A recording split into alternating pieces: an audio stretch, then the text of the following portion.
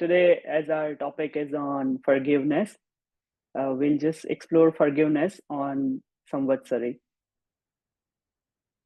So, as we started with this prayer in the beginning itself, I'll just recite the Prakrit version of it, and it's the same prayer that we did in the beginning. So it states that Khamami Savva Jivanam, Savve Jiva Khamantume, Miti me Sava Bhudesu, Veram Majjam Na Kenai. Now, this means that I forgive all living beings. May all living beings forgive me. It further states that I have friendship with all beings and I have enmity with none. So, such a deep thought process, right? So, it makes you feel so lighter if you have such a feeling developed. Okay, and I know it's very difficult to develop this feeling, but I would say it's not impossible. And in Jainism, we try to prepare ourselves so that we reach to this stage where we have compassion and evenness for each and every one. So let's see what is the definition of forgiveness in Jainism. So Jainism generally advocates for instant forgiveness. So letting go of anger and ill will as soon as it arises. So there are two examples shown besides in the picture, if you can see. So one is a message written on the sand, and the other message is written on the stone. So I just wanted to ask you all, which type of anger do you want, or which type of hatred do you want? Right? It's the sand one, right? Which can wash up instantly, and this will remain for generations. So this preaches that you should have an instant forgiveness. Now it's very difficult to do that, to practice that, because we all are human beings. We live in a life, and there are many situations with us, right? So traditionally, there is an event of seeking forgiveness to everyone. So the Jain scripture says that the early, the better. Okay, so it always say that instant forgiveness or instant seeking of forgiveness is the best thing. But if you face it difficult, go it for the hourly. If you can't forgive or you can't seek forgiveness in 1 hour, that's fine. You have 1 day, you have 1 week, or going in this sequence at the max within 1 year. It's always very good to seek forgiveness and become lighter. So it's this, the yearly seeking of forgiveness is called as Samvatsari. So if we see the literal translation of this term, Samvatsari, it means yearly. Samvat means 1 year. So Samvatsari is an yearly or an annual event where you can see all the practitioners of Jainism, of course, they sit in the meditation position, and then they try to do the self-evaluation, that throughout the year, what type of bad feelings or hatred towards someone, or we had some argument with someone, and we are not able to get rid out of that from our brain. So they just do the self-evaluation, then they realize, and then after this is done, they just seek for forgiveness and make themselves lighter, because more the light from within you are, the more up you can grow. So this is a traditional practice. Now it's very difficult for me, that if for me or for anyone, if I say to do this right now, right? Because we don't have that mental state right now. We don't have that physical purity, I would say, as per the Jainism, to practice this. Okay. So for that, in Jainism, every year we celebrate ritually the Paryushan Mahotsav or Paryushan Parv. It's also called as Das Lakshan Parv in certain sects. And this festival goes along for 18 days, where in each day is dedicated to the human values. Here you can see in the circle, I know it's written in Hindi, but I can explain you that it each day is dedicated for each and every dharma that a human should follow. The very first, it begins with Uttam Kshama. So it says that you should uh, try to control your anger. Second, it says Uttam Mardhav, which says that you should become simple. You should simplify yourself. You should let go your ego. Then Arjav, it says that just leave all the worldly pleasure. It's not like it can be done instantly, but you can do slowly, and you can concise your large world into the small world so that you can enter within yourself, within your soul, and do the self exploration. Then comes Satya. Sequentially, you go with Shauch, Sanyam, Tap. It says that you should be truthful. And for Satya, there is a very good saying in our scripture. It says that Satya or the truth should be like whatever you are within, you should be same in your mouth or in your words, and it should reflect in your action. When these three are in symmetry, then you are in the true sense where you can forgive everyone, or you can uh, be good to everyone, right?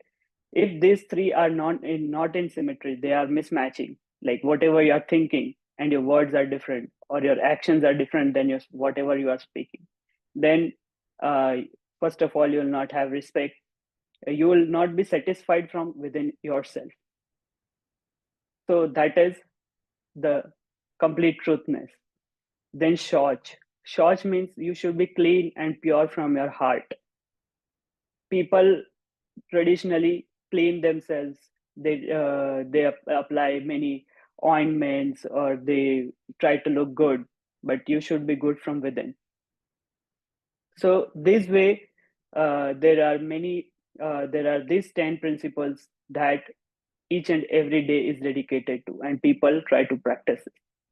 After practicing these 10 days, your brain is so calm, it becomes so light, that you are in a state of seeking forgiveness, or forgiving someone.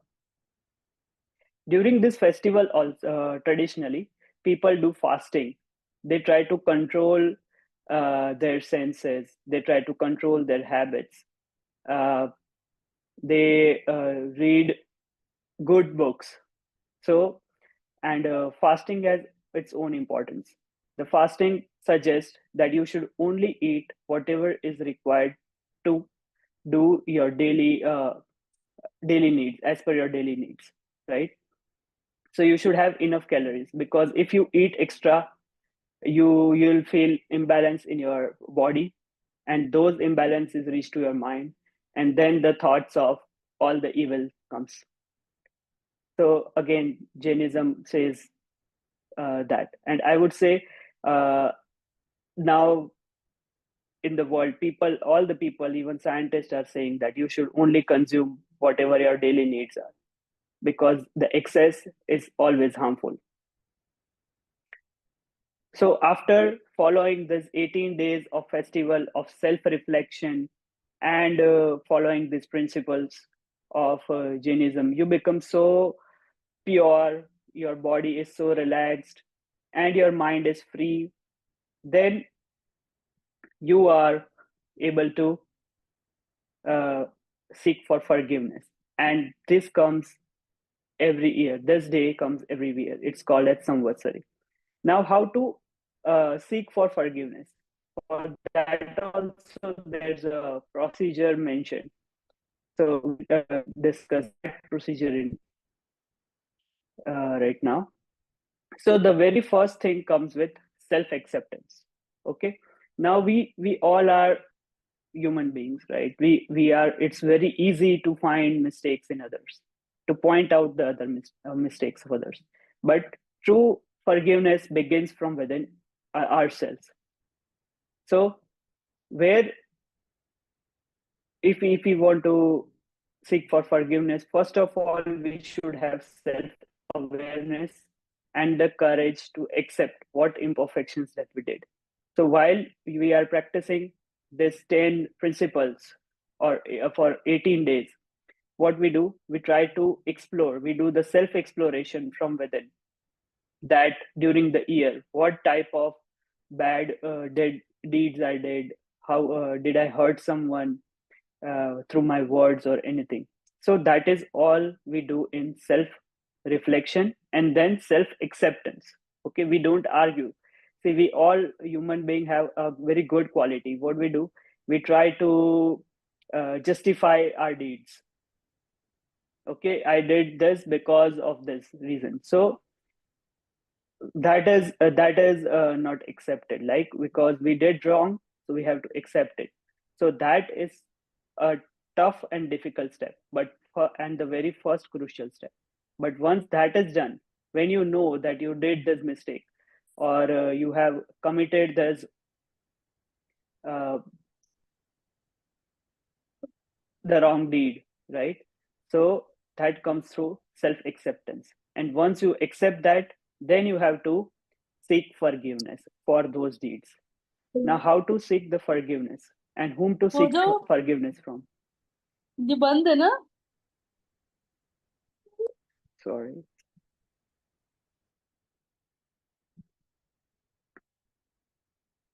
Okay. How to seek forgiveness and whom to seek forgiveness? So we seek forgiveness from all the human beings, from animals, from birds, from trees, from insects, from organisms, even small organisms.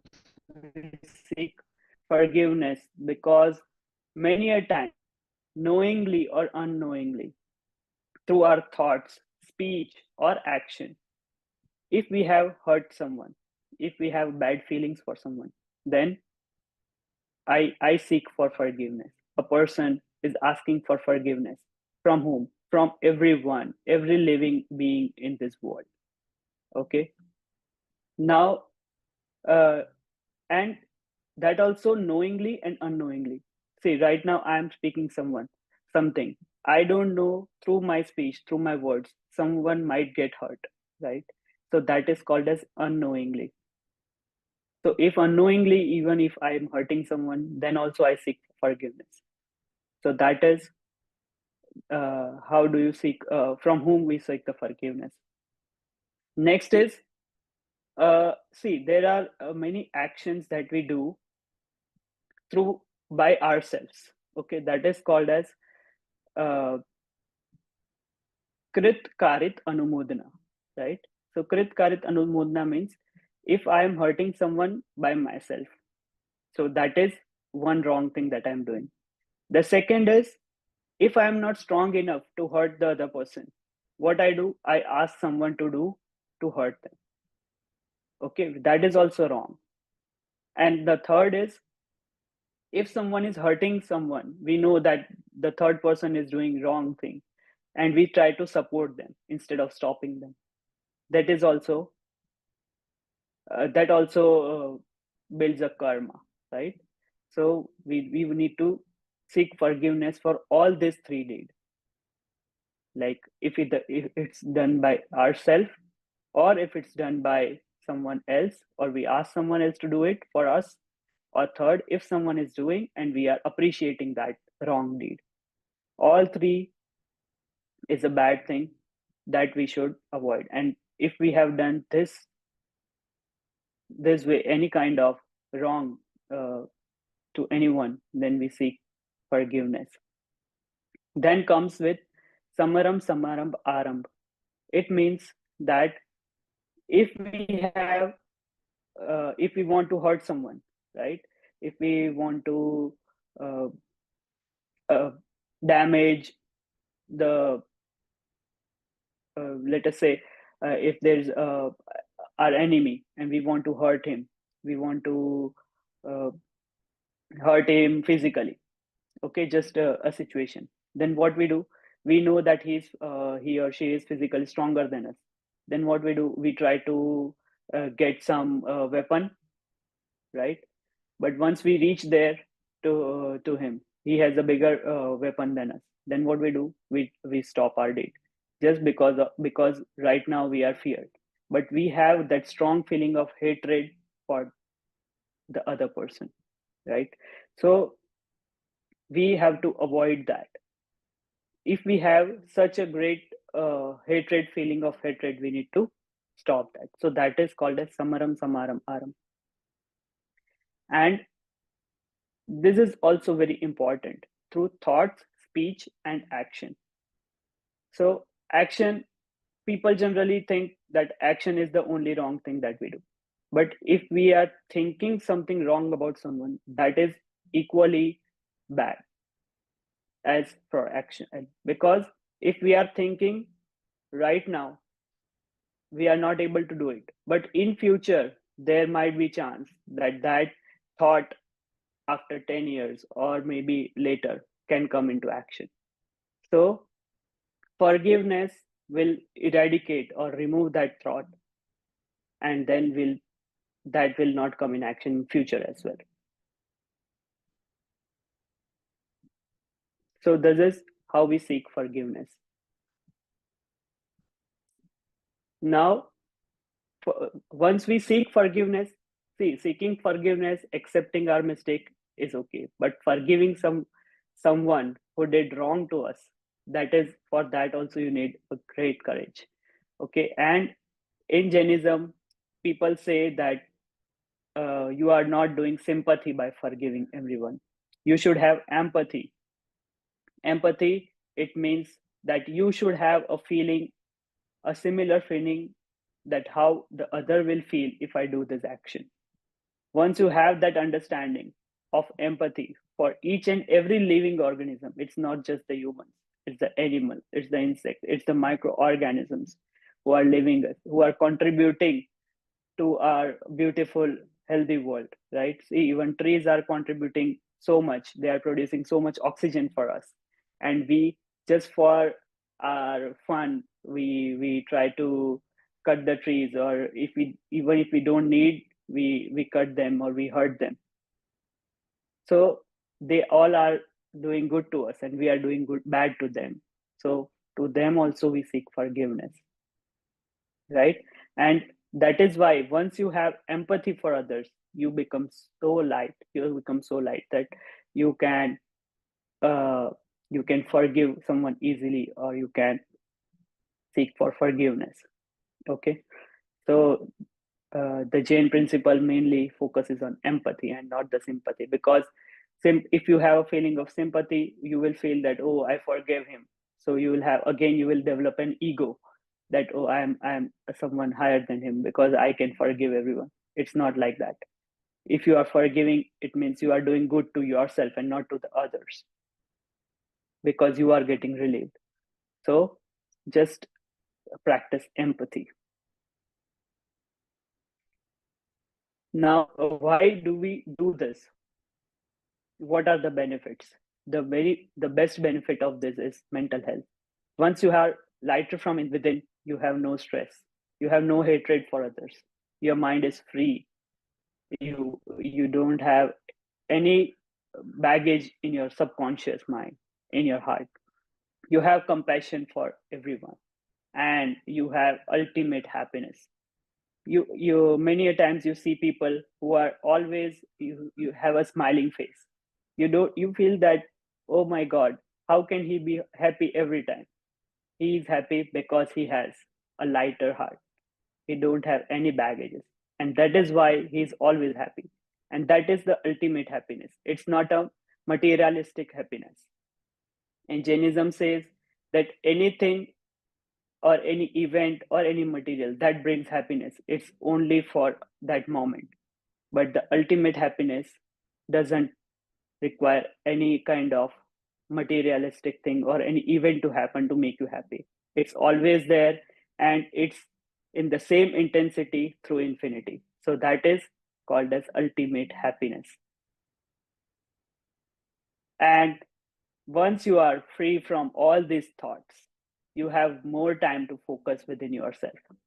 You have more time to focus on self growth, and that can give you a great success in life. So, to summarize, let's do a small exercise right now.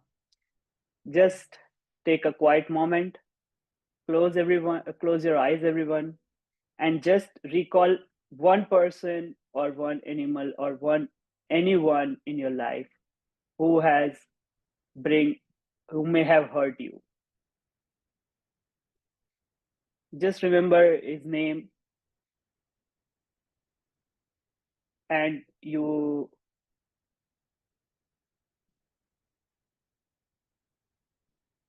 okay.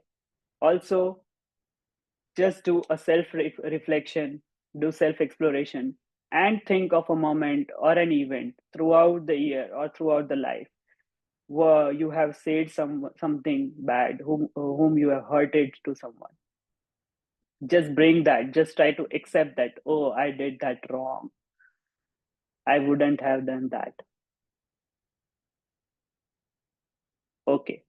Now, once you have that picture in your mind, you remember. So now my question is, do you remember what specific event it was? Do you remember all the details? No, right? We don't remember all the details. We just remember that this person did wrong to us, but we don't remember what the thing was, what the topic was, why did we argue, nothing, right? So it's the same thing. The next question for you all is, do you feel the same anger as you felt that day? Is the intensity of anger or the hatred same that you felt that day when the event occurred, when the argument was done? No, right? The intensity is all gone. The thoughts are all gone. It's just that we have hold our grudges. So today is the day. You just call that person. You just call that living being and just seek for forgiveness. And let your old grudge go, because now you know that the intensity is gone, the anger is gone, nothing is there. Okay, you even don't remember why did you had a fight or an argument, or why do you hate him. You don't know the reason as well, just you know that you are hating. So just remove that feeling as well, and then you will feel so much lighter from within, that all your old baggages are gone. And if you start this chain, then maybe the other person may realize that I also did this, and this can begin with the chain reaction, and many people can have peace in this world. So that's all from my side. Thank you everyone for patient listening. And through my words or action, if I had said something wrong, if I went something off topic, or if I said something by mistake, I seek for forgiveness. And this is one another message that we tell to everyone. It's called as Micchāmi Dukkaḍaṃ. Micchāmi Dukkaḍaṃ means whatever wrong I did, it should vanish as if it was not there. Okay, just as the example I gave you of the writing on the sand. Okay, because if it's writing, if it's encrypted on the stone, even if you try to rub it, the small traces or the small scars remain. But if it's on sand, no scar remains.